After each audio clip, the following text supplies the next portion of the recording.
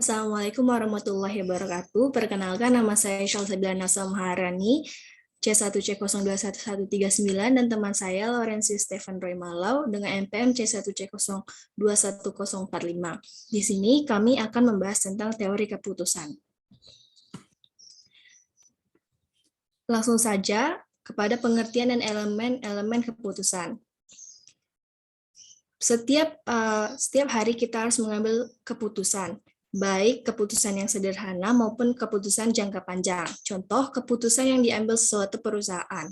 Barang dan jasa, yang pertama barang dan jasa, apa yang akan diproduksi. Yang kedua, metode apa yang akan dipakai untuk produksi. Yang ketiga, untuk siapa barang dan jasa diproduksi. Yang keempat, bagaimana strategi pemasaran dan promosinya.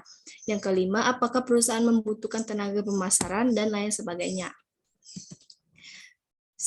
Statistika mengembangkan teori pengambilan keputusan yang dipelopori Revan Thomas Bayes pada tahun 1950-an. Contoh kasus yang pertama, untuk menambah modal suatu bank. Apakah menambah modal, memecahkan saham, dan menerbitkan obligasi? Yang kedua, investasi apakah? Yang pertama, investasi tanah dan investasi tabungan. Elemen keputusan. Kepastian atau certainty merupakan informasi untuk mengambil keputusan tersedia dan valid. Yang kedua, resiko atau risk. Merupakan informasi untuk mengambil keputusan tidak sempurna dan ada probabilitas atas suatu kejadian. Yang ketiga, ketidakpastian atau uncertainty merupakan suatu keputusan dengan kondisi informasi tidak sempurna dan probabilitas suatu kejadian tidak ada. Yang keempat, konflik merupakan keputusan di mana terdapat lebih dari dua kepentingan. Yang kelima, pilihan atau alternatif yang terjadi bagi setiap keputusan. Yang keenam, state of natural, yaitu peristiwa atau kejadian yang tidak dapat dihindari atau dikendalikan oleh pengambil keputusan. Dan yang terakhir, hasil atau payoff dari setiap keputusan. Peristiwa, tindakan, dan hasil payoff. Peristiwa merupakan ketidakpastian berkenaan dengan kondisi mendatang. Pengambilan keputusan tidak mempunyai kendali terhadap kondisi mendatang. Tindakan merupakan dua atau lebih alternatif dihadapi pengambilan keputusan. Pengambilan keputusan harus mengevaluasi alternatif dan memilih alternatif dengan kriteria tertentu. Hasil atau payoff merupakan laba, impas atau break even, dan rugi. Yang kedua, keputusan dalam keadaan beresiko. Langkah dalam pengambilan keputusan. Yang pertama, mengidentifikasi berbagai macam alternatif yang ada dan layak bagi suatu keputusan. Yang kedua, menduga probabilitas terhadap setiap alternatif yang ada. Yang ketiga, menyusun hasil atau payoff untuk semua alternatif yang ada. Yang keempat, mengambil keputusan berdasarkan hasil yang baik dengan rumus expected value, yakni EV sama dengan payoff dikali probabilitas suatu peristiwa. Contoh, berdasarkan tabel nilai EV, maka keputusan yang terbaik adalah membeli saham ECS, yaitu dengan yang memiliki nilai EV tertinggi. Selanjutnya, expect opportunity loss atau EOL. Yang pertama, metode lain dalam mengambil keputusan selain EV. EOL merupakan prinsip meminimumkan kerugian karena pemilihan bukan keputusan terbaik. Yang ketiga, hasil yang terbaik dari setiap kejadian diberikan nilai 0, sedangkan untuk hasil yang lain adalah selisih antara nilai terbaik dengan nilai hasil pada peristiwa tersebut. Dengan rumus EOL sama dengan opportunity loss dikali probabilitas suatu peristiwa. Dengan contoh tabel tersebut, berdasarkan nilai EOL, maka keputusan yang terbaik adalah membeli saham ECS, itu yang memiliki nilai EOL terendah. Selanjutnya akan dibacakan oleh teman saya. Selanjutnya, expected value of perfect information atau EFPI. Yang pertama, setiap keputusan tidak harus tetap setiap saat. Keputusan dapat berubah untuk mengambil keputusan yang terbaik. Yang kedua, pada kasus harga saham, pada kondisi baik, saham ACES adalah pilihan terbaik. Namun pada kondisi buruk, maka saham BMRI lebih baik. Apabila hanya membeli saham ACES, maka IF sama dengan 836.250 dikali 0,5 ditambah 56.290 dikali 0,5 sama dengan 446.290. Selanjutnya, apabila keputusan berubah dengan adanya informasi yang sempurna dengan membeli harga saham MLBI dan BAT, EF sama dengan 836.250 dikali 0,5 ditambah 111.120 dikali 0,5 sama dengan 473.705.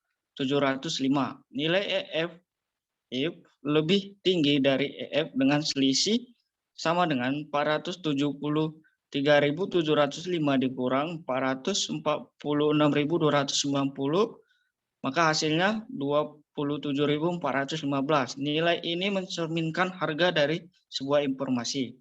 Nilai informasi ini menunjukkan bahwa informasi yang tepat itu berharga dan menjadi peluang pekerja setiap, seperti pialang, analisis pasar modal, dan lain-lain.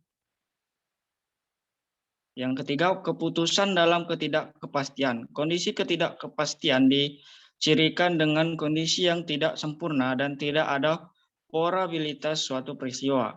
Kriteria pengambilan keputusan dalam ketidakkepastian: yang pertama kriteria Lens, yang kedua kriteria Maximin, yang ketiga kriteria Maximax, yang keempat kriteria Hurwitz, yang kelima kriteria Regret.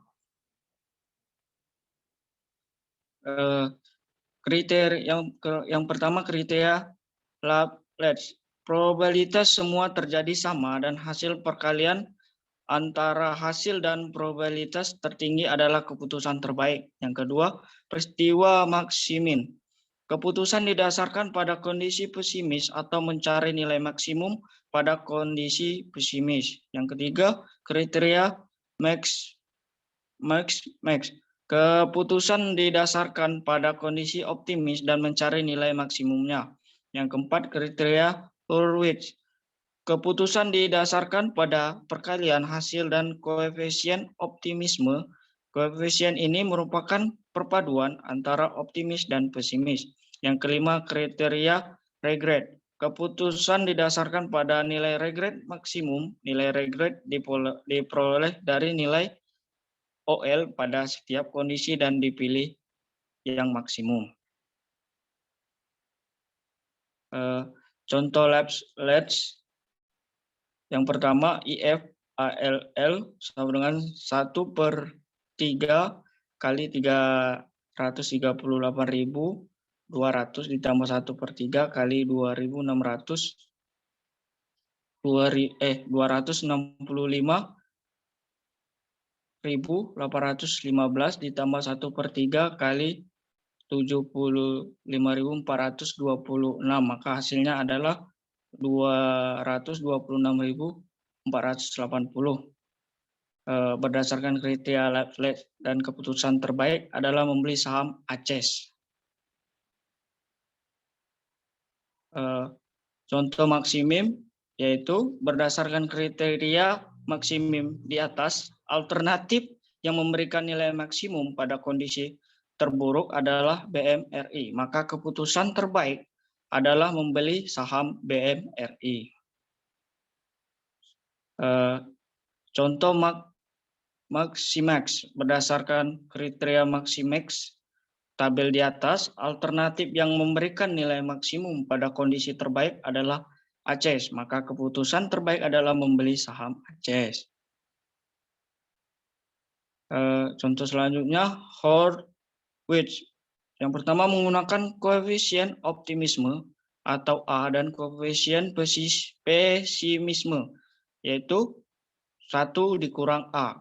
2. Kondisi ini dapat diperoleh melalui hasil penelitian atau pendekatan relatif dari data tertentu. Contoh, koefisien optimisme didasarkan pada probabilitas terjadinya kondisi boom dibandingkan dengan kondisi krisis. Berdasarkan data diperoleh koefisien optimisme sebesar 0,63 sehingga koefisien pesimisme adalah 1 dikurang 0,63, maka hasilnya adalah 0,37. Berdasarkan nilai EF pada tabel di atas, maka keputusan yang terbaik adalah membeli saham ACES, yaitu yang memiliki nilai EF tertinggi. Selanjutnya, contoh Maximax Regret. Yang pertama, langkah pertama adalah mencari nilai OL. Langkah kedua adalah memilih nilai maksimum dari nilai OL setiap keadaan. Yang ketiga, nilai OL yang minimum adalah keputusan yang terbaik. Berdasarkan kriteria Maximax pada tabel di atas, keputusan yang terbaik adalah membeli saham ACES, yaitu yang memiliki nilai target terendah. Selanjutnya, berikut merupakan contoh diagram pohon pengambilan keputusan. Bisa dilihat sendiri contoh diagram pohonnya. Baiklah, itu saja yang dapat kami sampaikan. Sebelumnya kami meminta maaf apabila terjadi kesalahan, kepada Tuhan kami mohon ampun. Maka kami selesaikan. Wabillahi taufiq wal hidayah. Wassalamualaikum warahmatullahi wabarakatuh. Assalamualaikum warahmatullahi wabarakatuh.